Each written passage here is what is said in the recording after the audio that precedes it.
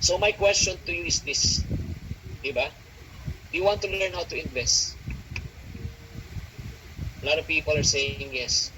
A moment ago, the speaker, yung first speaker po natin, showed you already, si MJ, showed you already about financial tools, and I don't want to repeat that again.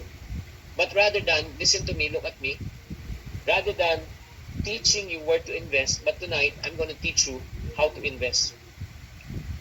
I'm not going to teach you where to invest, but I'm going to teach you how to invest. Ask me why. Do you want to know why I should teach you how to invest? Why? I mean, John, why? This, why? Because a lot of people want to eat the cake, but only a few people want to learn the process of baking a cake. I will repeat. A lot of people want to eat the cake, but only a few people want to learn the process of baking a cake. If you finish the cake, you need more money to buy cakes. But if you know how to bake a cake, you will never run out of cakes. A lot of people want to earn money, but only a few people want to learn how to what? Create money, how to make their money grow. If you only work for money, you stop working, you stop earning. But if you know how to create money, how to allow money to work for you, even if you stop working, your income will never stop. And that's the goal. So if you want to learn how to invest, take down notes, screenshot na kayo. Sayang tong session na ito. Remember OHP. Ano tong OHP? Hindi to overhead projector. Ang ibig sabihin po niyan, objective, horizon, and preference. Objective, horizon, and what? Preference. When you say objective, investment objective refers to your financial goal. Ano bang financial goal mo? This is what I want you to do para hindi na tumagal tong session natin na ito. I want you to choose one. Everybody say one. You cannot choose two. Number one goal. Is it preservation of funds, growth in funds, or constant cash flow? Preservation. Ayaw mo maubos. Growth. Palaguin. 3. Constant cash flow. Pili ng isa. Choose one lang. Preservation, growth, or constant cash flow. Sabi ni Catherine, growth. Sabi ni Cedric, growth. Sa mga iba, constant cash flow. Again, there's no right and wrong answer. No right and wrong answer. Choose one. Just only choose one. So the reason why you're investing, some say preservation, some say growth, some say cash flow. Whatever your answer, write it down. Number 2, horizon. When you say horizon, when? Next slide. When do you need it? When? Kailan mo kailangan? Is it short, medium, or long? Short, medium, or long? Short term, medium term, long term. Short term 1 to 5, medium 6 to 20, 21 and above, long. Okay? May mga iba naglo-long, may mga iba naglo-short. Kahit ano, walang tama at maling sagot, choose one. Next, short term. It can be a debt repayment fund, it can be a savings fund, it can be an expense fund, it can be a travel fund, it can be a leisure fund. That's for short term. Screenshot. Medium term, educational, car, house, 6 to 20. Long term, retirement fund, medical fund, inheritance fund, expense replacement fund.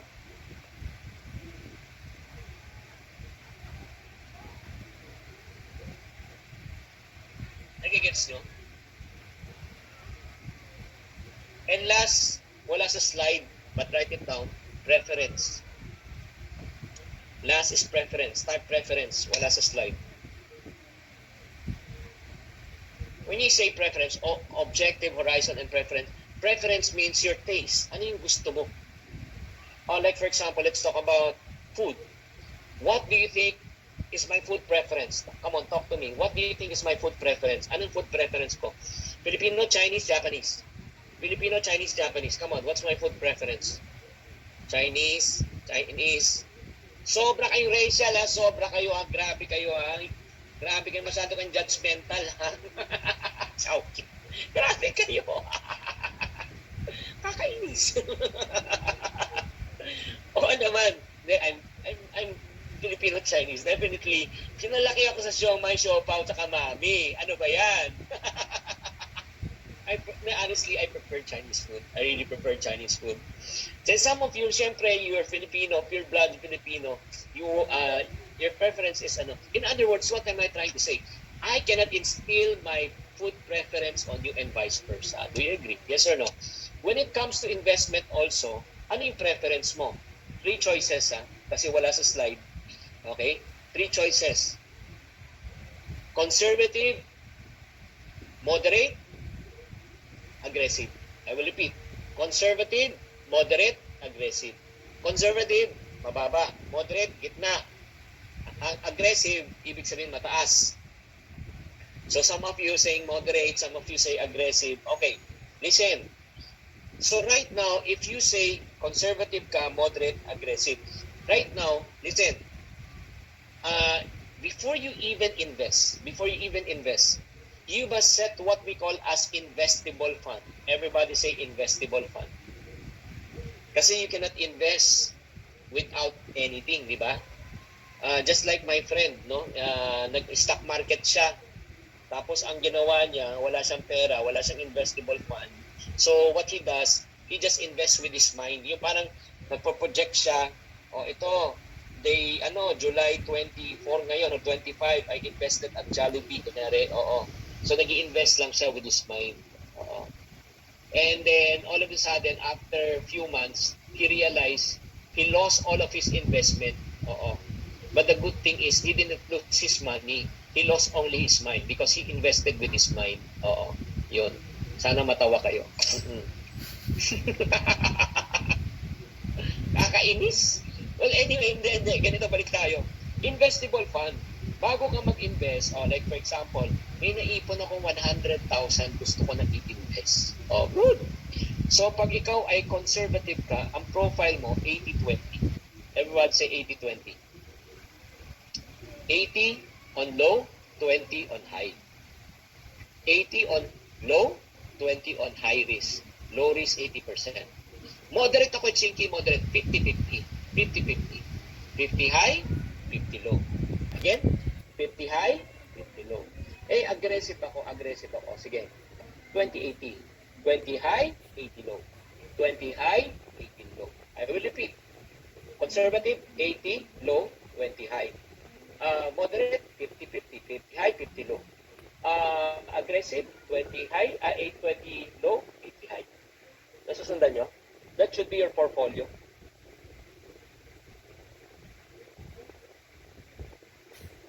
So now, are you learning so far? Yes or no? So ngayon, what I'm trying to teach you, I'm teaching you to be objective when it comes to investment. Hindi pwedeng excitement. Kasi pag excitement ang pinairal mo, hindi siya mag-work. Kasi money has no emotions. Ang tao lang may emotions. Money don't care. What's the economy? Money don't even care about the COVID. Money doesn't go to sleep. Diba? So, yun na importante. One last, in terms of preference. So, pag nag-invest ka rin, ladies and gentlemen, very important po, let me suggest, pag nag-invest ka rin, ikaw mismo, you should also choose what we call as your, when you invest, you must also learn how to invest according to your age. According to your age. What do I mean? Pagka 20s to 30s ka, 20s to 30s, sino sa inyo 20s to 30s niya? 20 years old to 30 years old? Me. Yung totoo lang huwag magpanggap yung iba para makamilang. So maraming 20s to 30s. Listen, 20s to 30s. Pag 20s to 30s ka, you can be aggressive. 40s to 50s, mga 40s to 50s, tama sa 20s to 30s. 40s to 50s, 40s to 50s. Sige, sino naman? 40, ayan, me, 40s to 50s. You should be moderate. Moderate ka na. 60s and above. Huwag na kayo sumagot kasi mabagal kayo sumagot. 60 and above. 60s and above, kailangan conservative ka na pag nag-i-invest ka. Question. Help me to answer this. Bakit pwedeng maging aggressive at 20s to 30s? Why can you be aggressive? Why? Kasi bata pa, tama. Maraming time. May energy. You lose everything, you take a risk, you can recover. 40s to 50s, you should be moderate na. Why? Siyempre, ipapunta ka na sa 60s eh. 60s and above, please, please, please listen. If this is only the lesson that you're going to learn here, don't even take high risks at 60s. You're crazy, you're a fool if you're going to do it. Why? The moment you lose it, you don't have any more time. You don't have any more energy. You cannot turn back the hands of time. So, nagigets yun na. So, kung nag-i-invest tayo, invest according to plan. Not according to your feelings. Not according to the financial situation now. Ay, nako. Kaya nga eh, parang natatawa lang ako sa mga nag-invest eh. Bagsakan stop. Pero gagawin ko. Diba?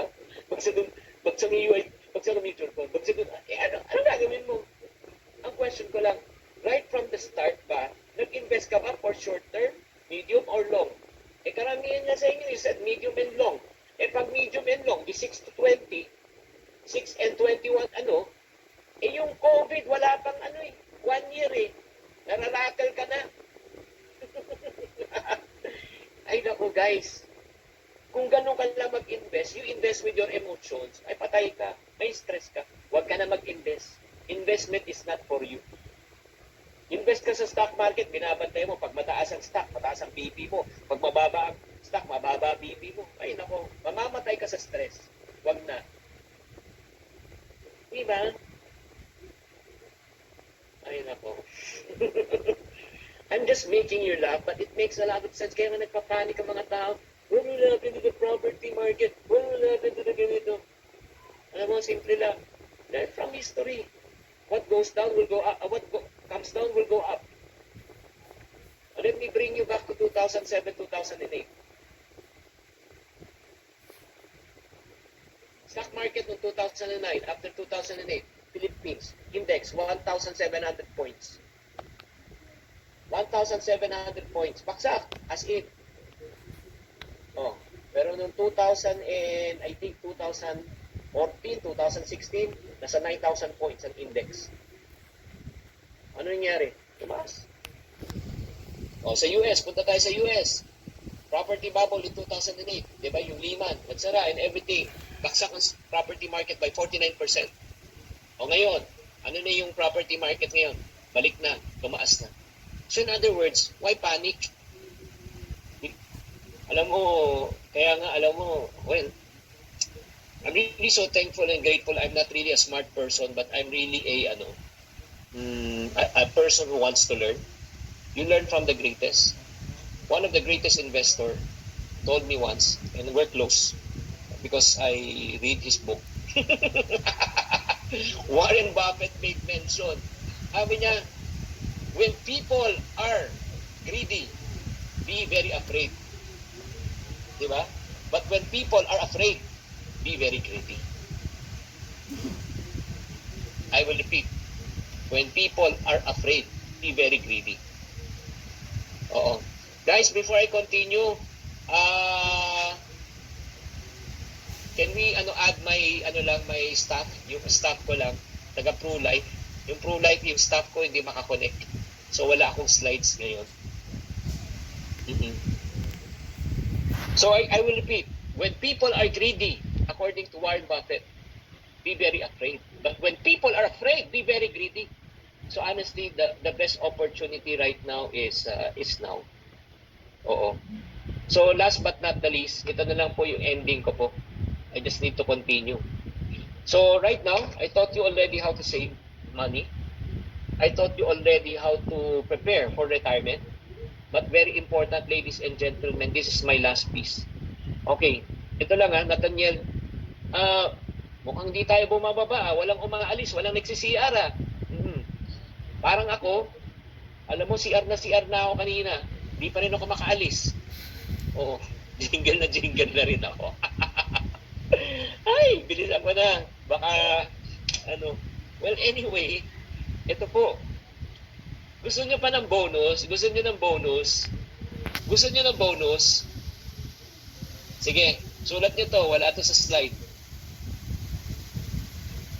You want to live comfortably, you want to prepare for retirement, you want to be ready and rich. 4 things that you need to do. 4 things. Number 1, create. Number 2, handle. Number 3, grow. Number 4, protect. Again, write it down. Create, handle, grow, protect. Come on. Create, handle, grow, protect. You should learn how to make money. Creation. But creation is not enough. Even you make a lot of money, just like what I mentioned, diba? It's not how much money you make, it's how much money you save. Kahit na magaling ka gumawa, pero pag hindi ka marunong mag-handle, ubos pa rin. Tama o mali? And then next also, kahit na magaling ka mag-create, magaling ka mag-handle, pero pag hindi ka marunong mag-grow, which I mentioned already, you don't know how to invest, mauubos ka pa rin. Because you cannot afford to retire.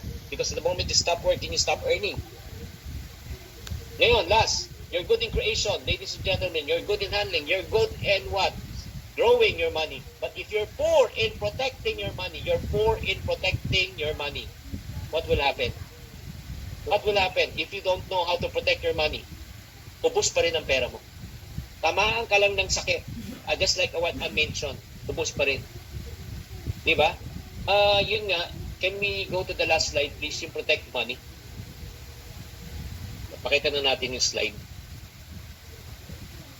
Ang sinasabi ko nga, tumingin kayo sa akin, ito yung sad part eh. Ladies and gentlemen, we use all our health to gain all the wealth in our lives, but at the end of our lives, we use all our wealth to gain back our health. I will repeat. We use our health to gain all the wealth in our lives. But at the end of our lives, we use our wealth to gain back our health. Kaya nga health is wealth pa rin. Alam mo, what you should do right now, ladies and gentlemen, you should protect. Ano kailangan natin gawin kung may pera ka na? Protect the breadwinner.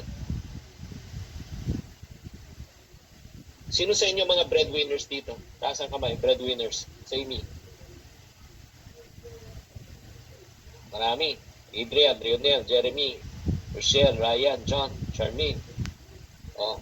Sino naman sa inyo bread eaters dito? Bread eaters. Taas kamay. No, guys, seryoso ako ha. Nasa iyo yan. For me, I'm the breadwinner of the house. Every day, I thought of this idea. It haunted me. Or it still haunts me. Just in case something happens to me physically, can my wife do what I'm doing right now and earn the same money that I'm earning? Yes or no? Just in case something happens to me physically, can my wife earn the same money that I'm earning? The answer is no. So what am I doing? Ladies and gentlemen, I'm a walking time bomb. Just in case something happens to me, give them a good 2 to 5 years. After my emergency fund has been used up, they're broken po. That's the reason why, ladies and gentlemen, ito yung ginawa ko. I have protected myself. Listen, I have protected myself. Just in case something happens to me, my wife and my kids can continue to live the lifestyle as if I never departed. How? Because I created my income replacement fund. Everybody say the income replacement fund. Ano itong income replacement fund? Ang ibig sabihin ng income replacement fund, just in case something happens to the breadwinner, whatever money that was lost, it can be returned to the breadwinner. Paano yan? Paano? Do you want to know how? Yes or no? O, talk to the person who invited you tonight. Sila na magpapakita sa'yo kasi wala na akong time. My time is almost up. Oo. Yung metro ko pumapatak na. Oo. Pumapatak na, malapit na matapos. Hindi, seryoso ako. Kasi mahabang usapan yan. Talk to the financial advisor who shared with you this video on this live webinar. Okay? By the way, do you like our session? Do you like our session? At may natututunan pa kayo? Yes or no? Pasalamatan nyo naman yung mga nag-invite sa inyo. Pasalamatan nyo. Sabi nyo, thank you. Sabi nyo, thank you, Shopee.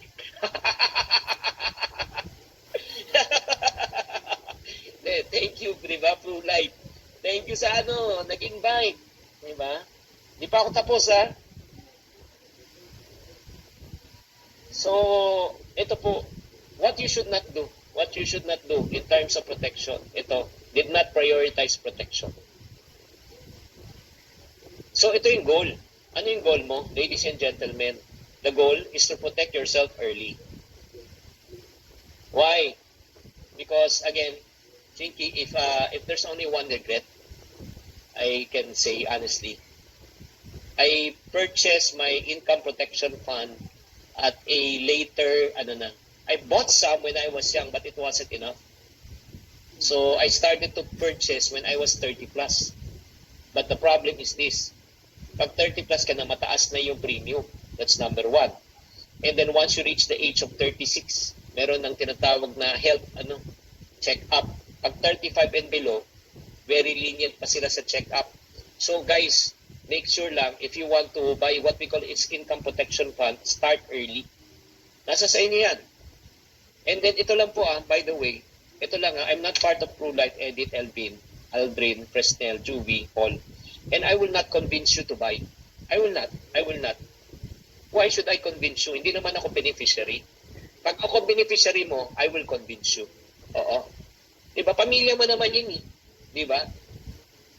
Ako, I protect my family. Diba? Nagigets nyo? Kasi may mga iba, naku, pipilitin lang tayo maglabas ng pera nito. Hindi kita pipilitin. Hindi naman ako magbe-benefit eh.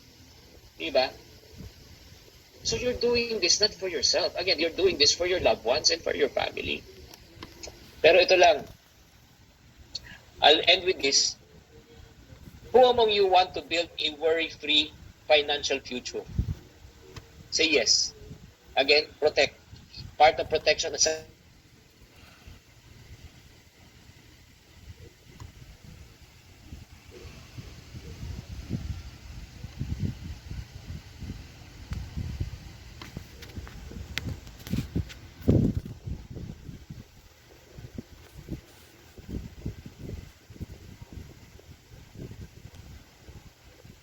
slide. Oo. Nakamute ako. Ba't ako minute? Sorry. Ba't ako nakamute? So again, next slide please. How much will it cost for you to get sick? Stroke, 1.8 million. Diba? Diagnosis, 111,000. Treatment, 1.1. Rehab, 10 years, 600,000. Heart attack, 978,000.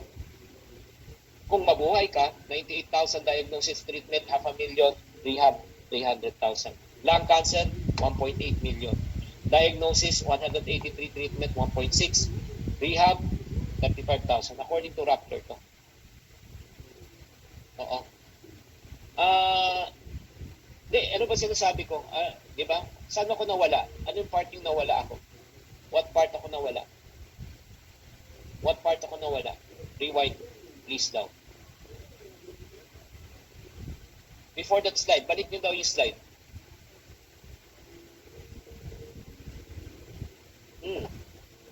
So, yun nga, very important. How to build a worry-free and financial future. You and I should learn how to protect. Protect ourselves also from what we call as critical illness. Kasi parang sasakyan yan as we age. Kailangan ng maintenance. At alam niyo naman, marami naman tayo, di ba? Marami sa atin na naubos talaga savings natin. Hindi dahil pariwara tayo. Naubos ang savings natin dahil sa pagtulong sa hospital bills ng mga kamag-anak natin. Sino sa inyo ang naubos ang pera dahil sa pagtulong? Huwag na tayo lumayo. Huwag na tayo lumayo. Si Papa ko, 9 years na nagda-dialysis. 9 years. Buhay pa. Praise be to God. 3 times a week, 12 times a month. Dialysis. Okay, gets no? Yun nga, sabi ni Sharm, si mama niya, cancer. Ito, hospital bills 3 weeks ago kay Jojo. Si Jonadel, mom got sick and died last December. Same here. Wife ko, dialysis patient din. Angelo.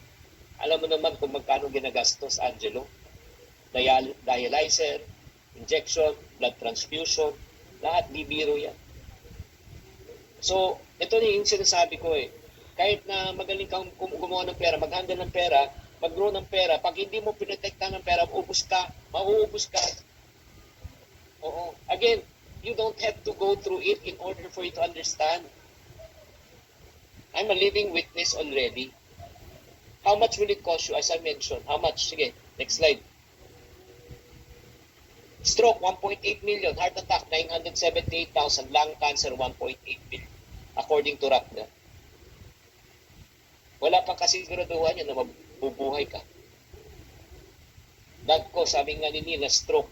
Walang emergency funds. Nakadepende sa business fund and medical expenses. Awit talaga.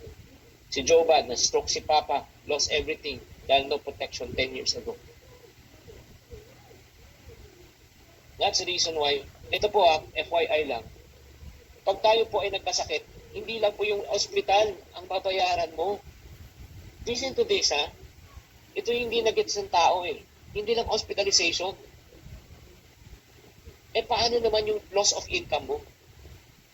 Siyempre, kung nagkasakit ka mismo, ikaw ang breadwinner, hindi ka makapagtrabaho. Kung kumikita ka ng 100,000 naman, 100,000 na nawawala sa'yo. 1 buwan. Plus, negative pa. Nagbabayad ka ng hospitalization mo. Plus, may post-medication pa yun. Kaya kung titignan nga natin dito, tumahimik tayong lahat. Pero ito kasi reality. 4 stages when it comes to health. Number 1, prevention. That's the best. Number 2, diagnosis. May nararamdaman ka na. 3rd, treatment. 4th, rehab. Kaya ang problema, nakakalimutan parati ng tao, akala ng tao treatment, tapos na, no, may rehab pa yan. Pag ma-stroke ka, may rehab yan.